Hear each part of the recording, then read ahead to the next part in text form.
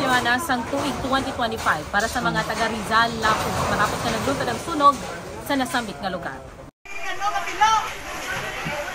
Just 7 kabalay ang nasunog samtang 148 kataong apektado sa nagluntad nga sunog sa Barangay Rizal, Lapus Sur pasado las 12 sang hapon, Enero 7, tuig 2025. Base sa inisyal nga records ang Iloilo City Social Welfare and Development Office o CSWDO, ang 148 kataong ginbugusan sang 31 ka pamilya. Sa just 7 ka mga panimalay nga nasunog, just 6 diri ang totally damaged kag isa naman ang partially damaged.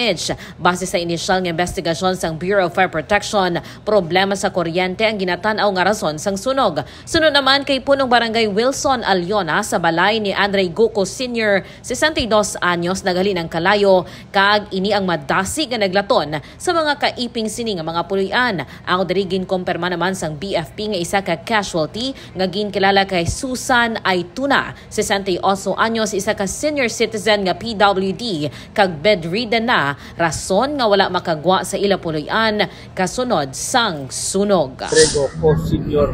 Andre Goco. Andre Goco Sr. Pila ning edad niya, Kap? 62. Okay, ano ning balay niya, Kap?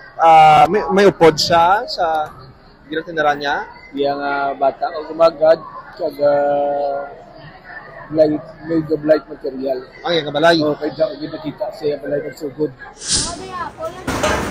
Mga ka K5 na hibaluan nga isang patay kag padayon pang ginatumod ang gintunaan sang sunog. Ini si ka K5 Alex Escalante para sa Kampiyon nga Balita, Serbisyo Publiko kag Kalingawan sa Iloilo. K5 News FM. This news is brought to you by, do you feel tired all the time? Do you have frequent infections? Do you have always cold? It's a sign of low immune system. Boost your immune system with Clinica D3 Bio.